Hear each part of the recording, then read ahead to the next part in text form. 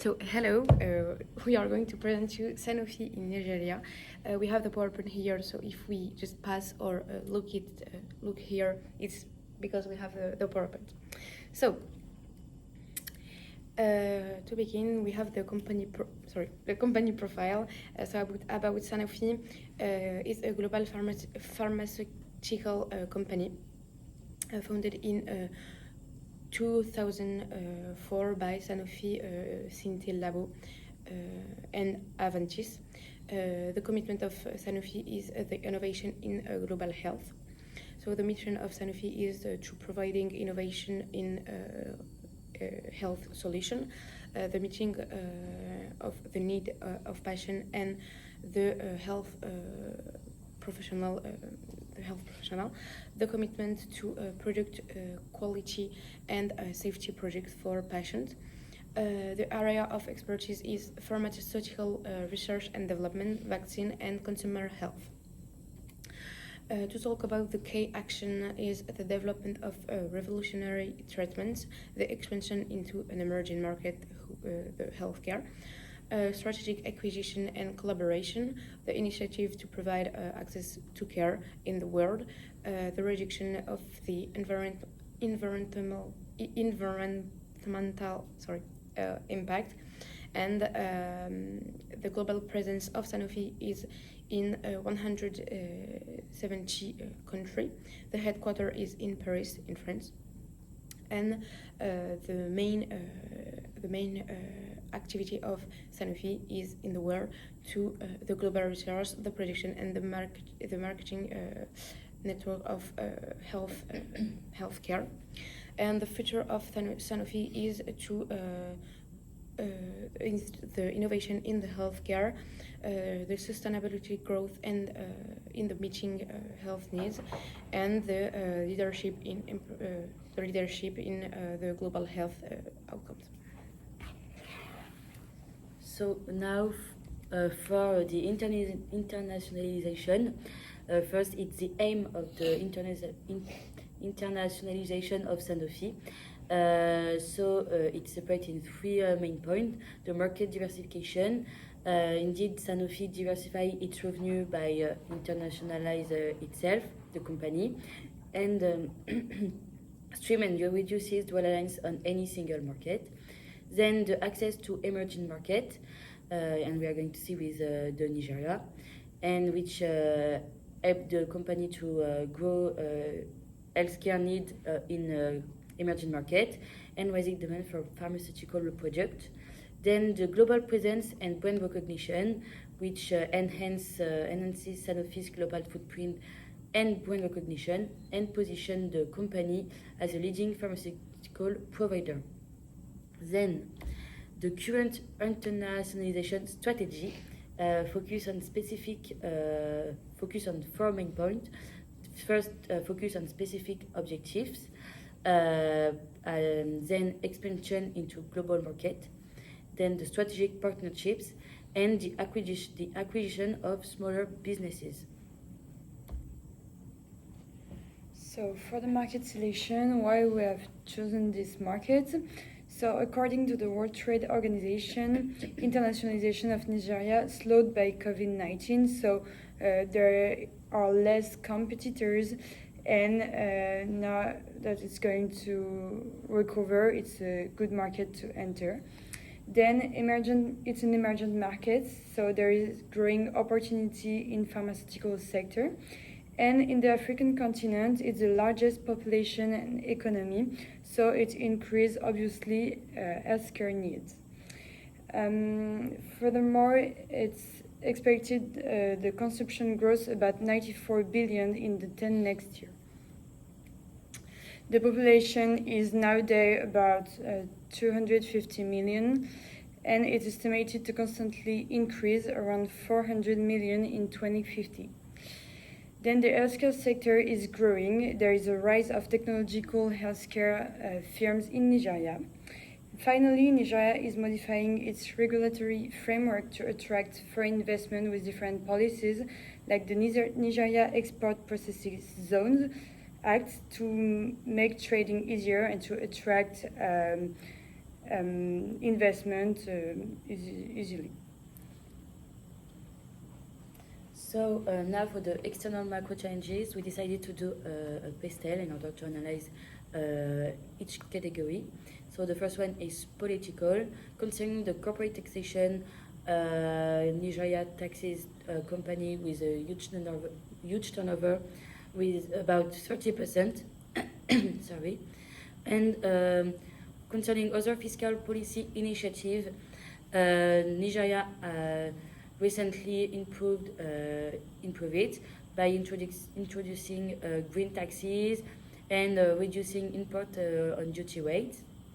Then the free trade disputes, which are supervised also with the AFCFTA, the African Continental Free Trade Area, but it has been criticizing for being more restrictive over time. And concerning antitrust and other anti-competition issues, Nigeria has also some protection, which is the Federal Competition and Consumer Protection Commission. Concerning the economic field, so the interest rates in Nigeria are about 20.75%, which is lower than other African countries, but it shows a situation of inflation in the country. The employment rate is kind of good, which is 75.60%, and the inflation is high because it's 29.90%. Nigeria has around 227 million inhabitants, and the rate of unemployment is about 27.1%, and 40% are living under the poverty line. And there is a terrorist movement, which is the Boko Haram, and a lack of access to education. And for the consumer belief, there is an economic uncertainty with a lot of corruption, as Nigeria has a total of 25 points out of 100. For the technological one, recently Nigeria has developed its infrastructure and technological infrastructure with AI development and the digitalization of other infrastructure. And thanks to the COVID, it has also, to the pandemic, it has also improved the pharmaceutical field in Nigeria. And the Nigerian government is investing 0.30% of its GDP in research and development, which is kind of low. For the environmental sector, as an African country, Nigeria has a lot of issues. It is the world 25th biggest emitter of greenhouse gases, and with a rate of 0.6 ton by person of CO2 emission. And it has a lot of weather and incident with drought, increased temperatures, land degradation, and but they are taking some initiative with the Power Africa, the Climate Change Act, and the NZD. And the last, so the industry, for the legal, so there are a lot of industry regulation, the NAFDAC, the PCA, the NHACS, and the licenses and permits, which are like the factory ad, employment compensation, and there are also employment and consumer protection law. So for the legal part, Nigeria is also well developed for an African country. So the opportunities to operate in this emerging market, we find 5 of them. First one being investment in healthcare startup. Already start with Sub-Saharan Africa with some startup like Veibeg Technology and M-Pharma. It allows to have innovative solution in healthcare delivery while extending the presence of Sanofi in Nigeria. The second opportunity is local solution development. So it shows a need of customization, especially after the COVID-19 crisis. So basically, it's focusing on the geographic health provider products portfolio, road to market, and innovative partnership. So that's a quick question to ask to have a good way to start a business in Nigeria. Also, the third one is focus on major city to have access to more to better infrastructure, but also to more people and diverse need, because in big city you have some rich people, also some more poor people. Then the fourth opportunities in understanding passion journeys. So it's to study local passion journeys in priority therapeutic areas like hypertension, and focus on these needs to develop adapted products because it depends on a lot of factors. The disease that the most people can have in a country. And the last one is transition to third-party distribution because due to the economic challenges in Nigeria, Sanofi is actually trying to go on a third-party distribution such as CFAO Healthcare. So it's to streamline its supply chain, ensure continued access to medicines, and navigate the market more efficiently. So it allows to conduct the business also linked to how the economic situation is in Nigeria. So the theoretical models that we chose for this move to Nigeria for Sanofi are the Porter's Diamond model and the Uppsala model. So for Porter's Diamond model, there are four just areas that we need to touch on. So the first one is the factor conditions. So Nigeria has a labor force high at 80.4. It was in 2023. And it has adopted 4G and is stepping into 5G. But it still has a low government spending in research and development, as Mathilde said. So there is stepping into the technological world, but there are still areas in the country that need development. For the demand conditions, there is a low budget from Nigeria to the healthcare industry, and there are deteriorating healthcare infrastructures with people in hospitals needing, for example, more infrastructures and just more products to help healthcare industry. Finally, also for the related and supporting industry, there is all in all a weak support from providers in the healthcare industry. As I said, many people are complaining in Nigeria to not have enough resources to just completely heal people in the country. And finally, for the firm strategy, structure, and rivalry, there's competitiveness with Helium Health, IBM, CrimMD, but also with Philips Healthcare and just a lot of other companies in Nigeria.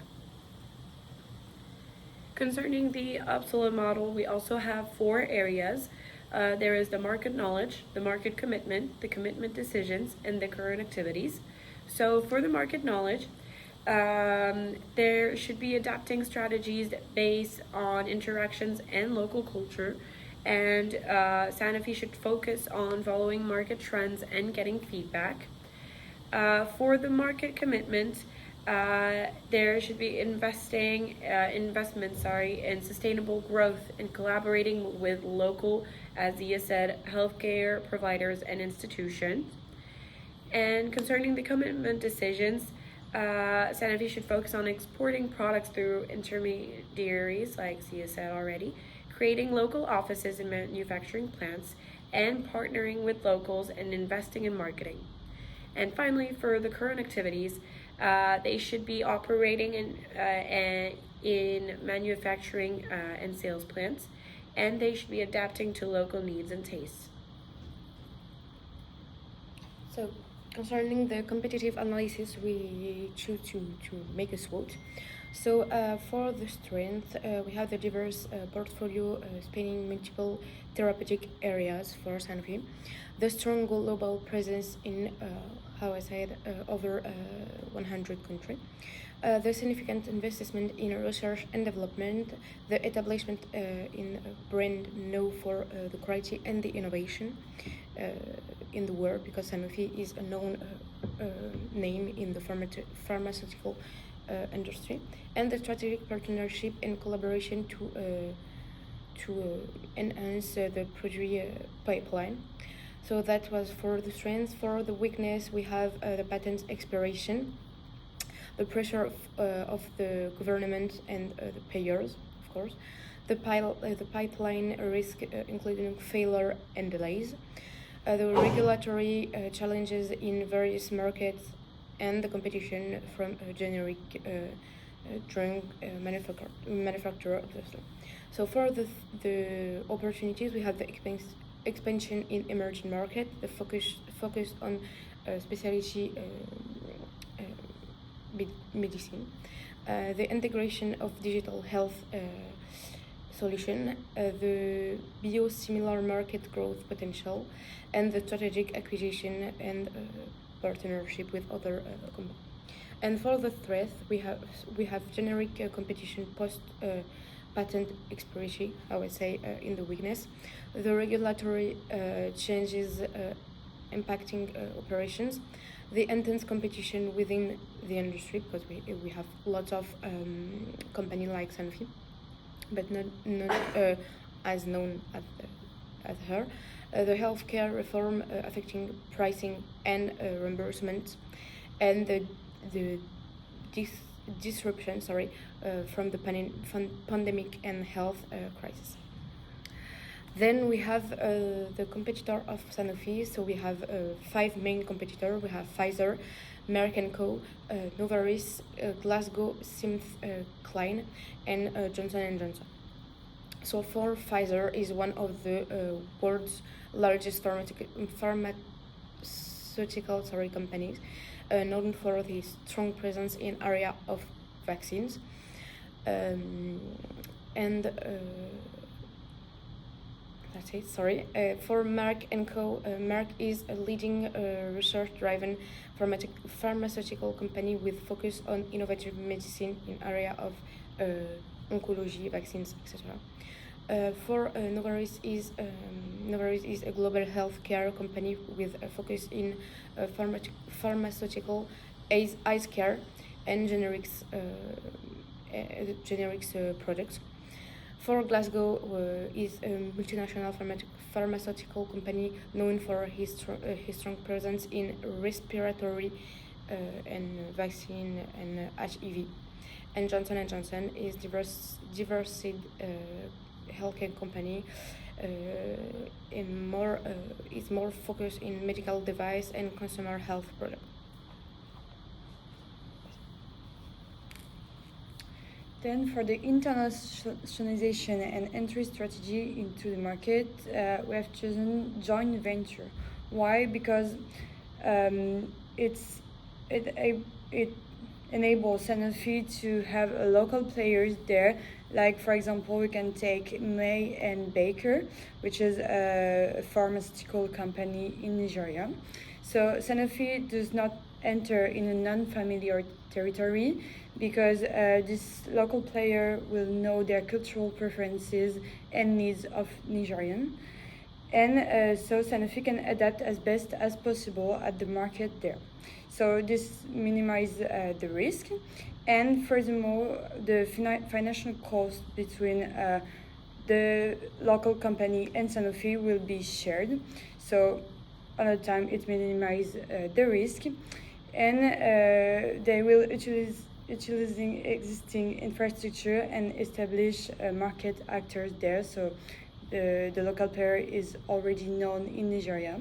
So this enables Sanofi to gain a competitive edge without the need to start from scratch. So for the recommendation, we suggest to continue to invest in local healthcare startups, because again, it allows to have new solution, innovative solution, and as well make Sanofi more having more presence in the country. Again, also adapt solution to local needs, so to the local infrastructures, but also to the most disease that they are to adapt with the product. Have more presence in important city as well. Ensure transparency and stakeholder engagement, especially with the third-party distribution model transition, to be assured that everything is going to be all right and that we don't lose some profitable people during the process. Also focus on access to medicine, because it's one of the main needs that there is in Nigeria, and that show especially after the COVID-19 crisis. So since it's one of the biggest needs, it's what we have to go for, and also adapt to economic conditions, such as the transition to third-party distribution model, to adapt and go on this way. So for the conclusion, Sanofi is a global biopharmaceutical company that is worldwide and trying to put themselves in emerging country and adapting to the local culture. The international strategy focus on specific objectives and strategic partnership mostly. The external macro challenges and opportunity also show the key points that it can focus to improve, or the key points that they have to watch for, and to develop in an emerging market and in an emerging country. And the Absalom model show also the strategies that are adapted on local cultures, and and after we have all of our references on the PowerPoint. Thanks for listening. Thank you.